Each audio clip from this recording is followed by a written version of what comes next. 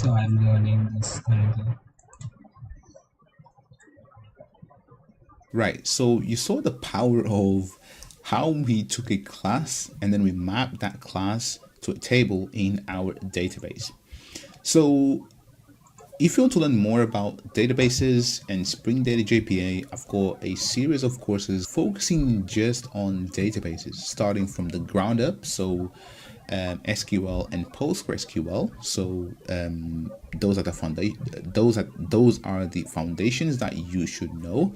And then I'm going to take you through how to design databases, how to use ERD diagram, relationships, constraints, transactions, and all of that stuff. And then I've got the advanced database, and then complex applications with complex relationships,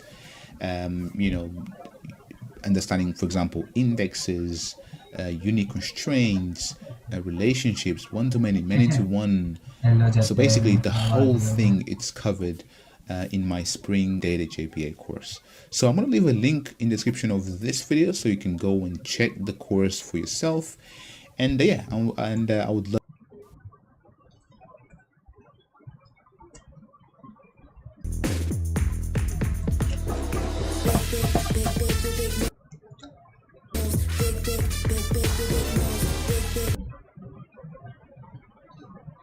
All right, let's go ahead and implement the data access layer. So open up IntelliJ, and right here, I'm going to create a class inside of the student package. And this class, I'm going to call it student and then repository.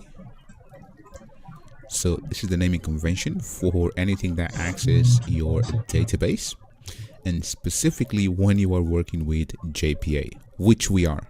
So now this has to be an interface, and you'll see the power of this in a second.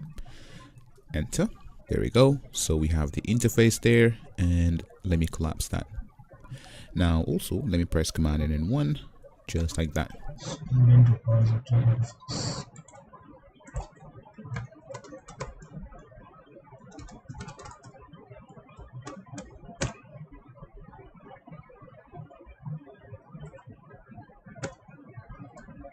Interface created. Let's resume. Now this interface right here, I'm going to say extends and then JPA and then repository right there. Now you saw that this actually is using some generics, and we have to specify a couple of things. So first we have to specify T, so the type of object that we want this repository to work with, and also the ID for the type that we want. So here, let's go ahead and say student.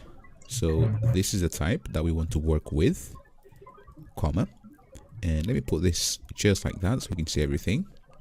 And here, remember, the ID for our student, so the type is long. So if I open up student,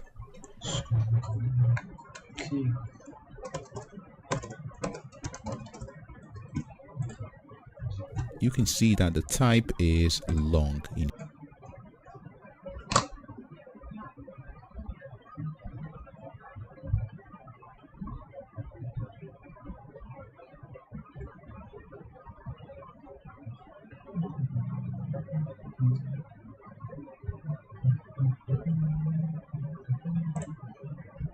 Here, that's why this is long, and this is the type that we want this repository to work upon.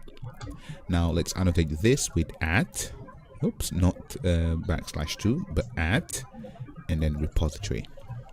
So the same way that we have at service, at REST controller, this is at repository, because this interface is responsible for data access. And to be honest, this is everything.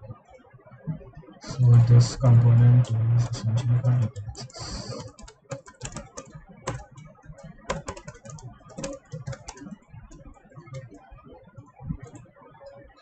For this layer. Now let's connect things using dependency injection. So in here, open up project, and we want to use this interface inside of our service. So in here,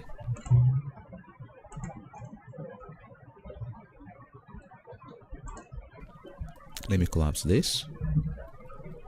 So instead of having a list like this, so static list, we want to say private final and then student repository. There we go. Then we want to add this to constructor, and then let's also annotate the constructor with add and then auto wired, just like that. And now check this out. Instead of saying that we want to return this list, what we creating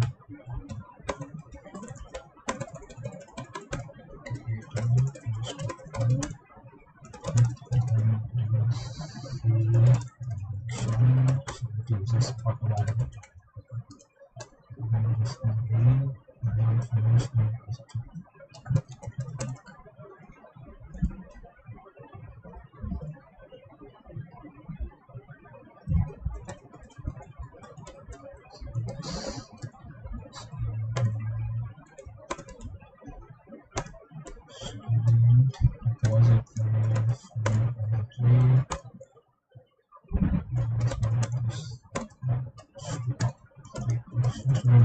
this is just passing this using dependency injection. we're going to say is, so let me actually just copy this student because I'm going to need it in a second. But now I'm going to say in here repository, or actually return, and then repository dot, and then check this out. So we have a bunch of methods here. We have find all,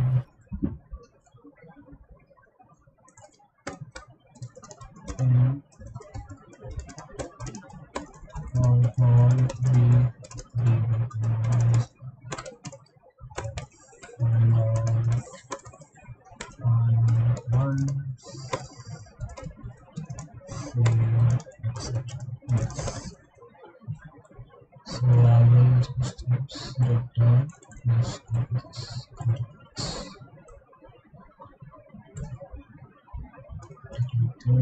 student repository dot.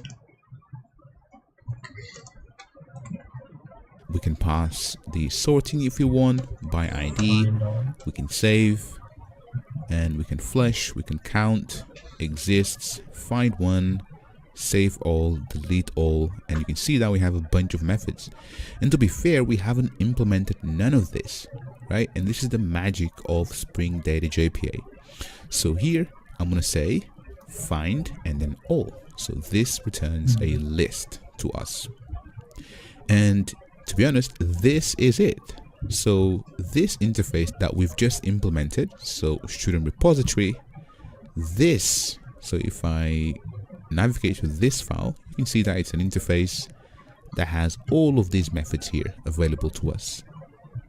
We haven't written a single line of SQL or code, and we can fetch students from, and to be honest, this is it.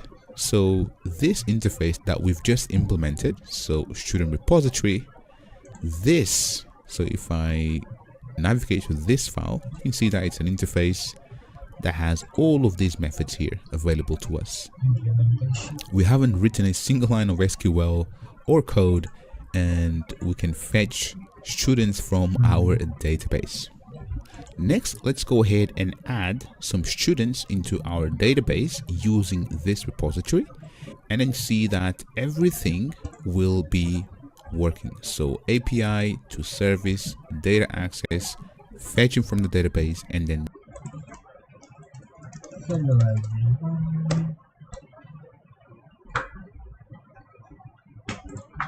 returning back the response to our client.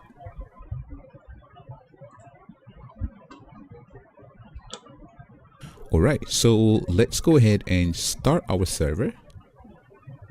There we go. So server up and running.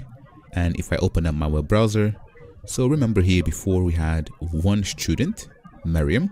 And now if I refresh this, you can see that we have an So let's run this code.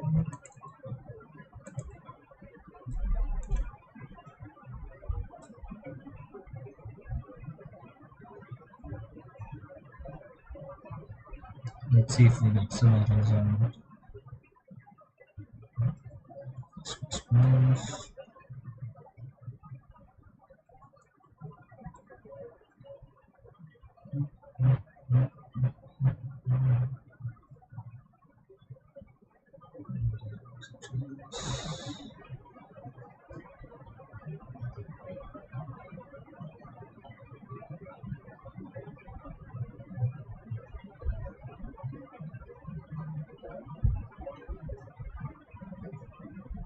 it creates the table using the coding.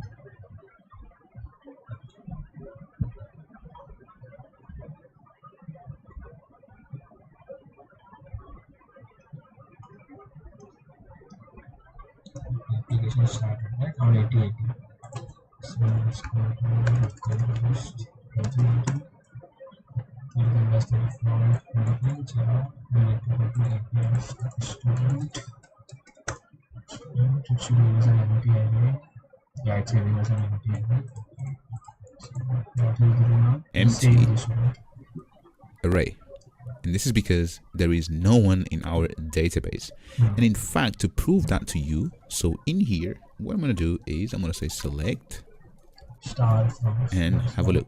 So I'm create a new class and I'm going to name it as student and then config.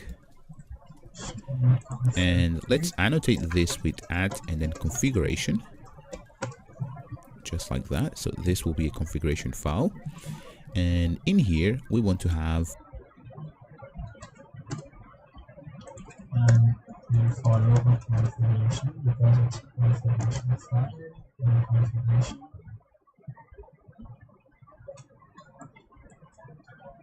Configuration. Okay. a bean. So we want to have this bean right here. So say command line runner, and this guy will take nothing inside there, but here we want to return args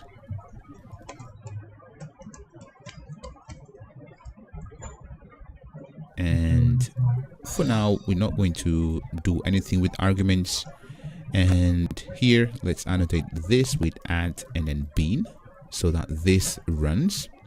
And what we want to do is to have access to our repository. So here we can inject student repository just like that, and I'm going to name it repository. And from this point onwards, what we can do is, remember we had a student before, so if I press command V, so this is the student that we had before, and let me add semicolon there and then import this and local data as well. And in here what I'm going to do is add a static import just like that. So now this is our student. I'm going to press command V, or actually command shift V, and this is Mariam. Let's also create another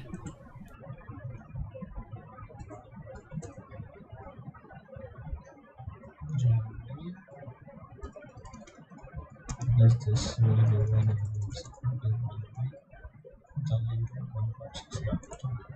student. So in here, and this time what I want to do is I want to remove the ID. Okay, so I'm storing this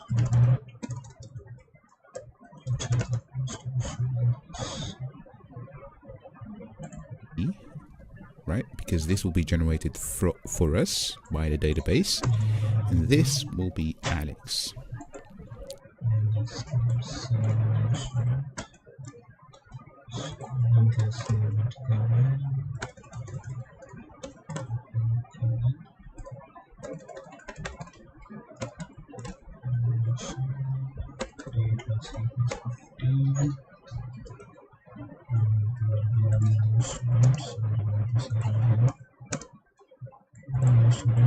the ID of 1909. Okay, So Alex, and this will be alex@gmail.com, for example. And Alex was born in 2004, for example. And now we have 2 students and we want to save it into our database. So here, the way we save to our database is as follows. We invoke our repository dot, and then we can say save, and have a look. We can save 1 student, or we can pass a list of students. So here we want to save all, and this takes a list just like that, and I'm going to pass Mariam and Alex just like that. Okay, so the list of and we need to import this list of this. List. No, I guess the easy Java list. And we have to make list.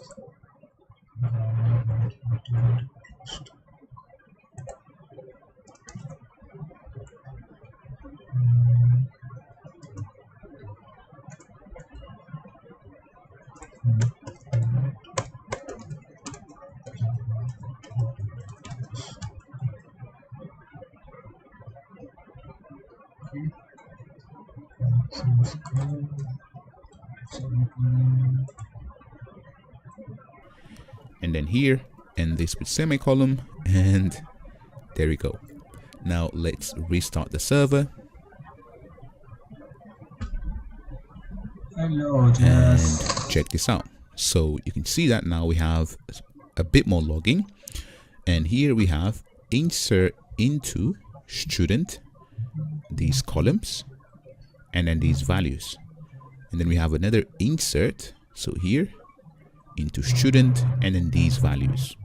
So basically you can see the SQL that Hibernate is running when we invoke save all. So now let me go back to my web browser, and remember before we had an empty list. So if I refresh this, and remember these values of another more log and Alex just like that, and I'm gonna pass Mariam and Alex just like that, and then here, and this with semicolon, and there we go. Now let's restart the server,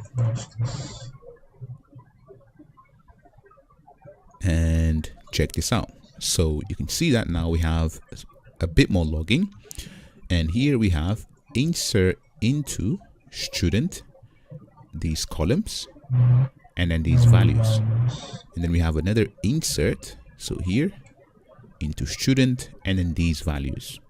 So basically you can see the SQL that Hibernate is running when we invoke save all. So now let me go back to my web browser, and remember before we had an empty list. So if I refresh this, check this out. So we have 2 students coming from our database, and here if I select start from student, there we go, this is from our database. And even within IntelliJ, so in here I can open the console, say select, basically the exact same thing. So here, let me just be a little bit lazy and copy this command here.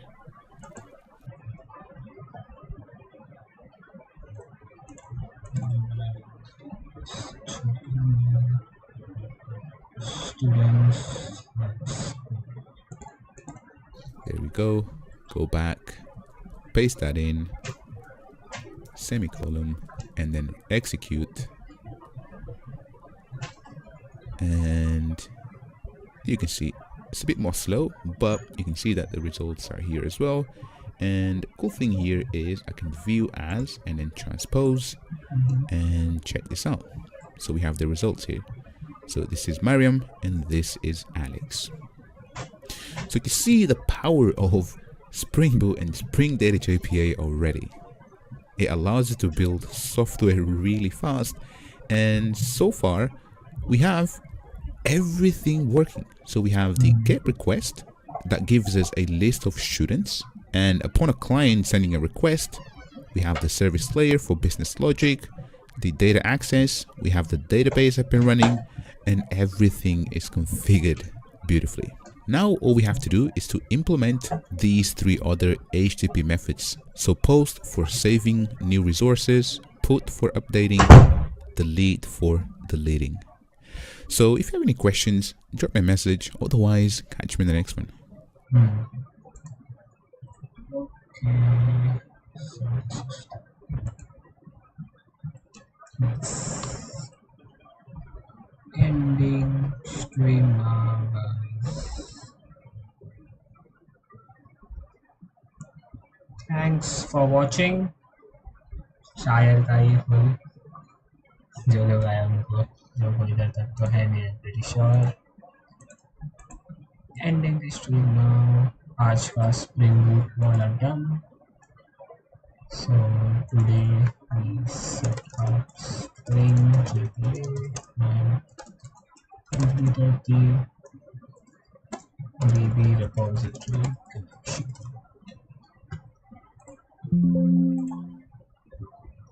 And I will push this on my GitHub.